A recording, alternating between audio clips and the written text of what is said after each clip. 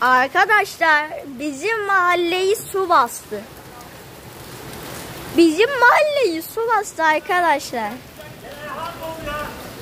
Öyle ki dolu dolu yağıyor arkadaşlar. Mahalleyi su bastı. Adamlar dışarı çıkamıyor. Bu ne? Baksanıza şuna arkadaşlar. Parka hiçbir şey olmamış. Baksana şuraya arkadaşlar. Şuralara bakın, şuralara. Bu ne?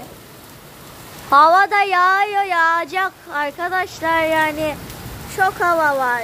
Neyse, görüşürüz. Ben hasta oldum.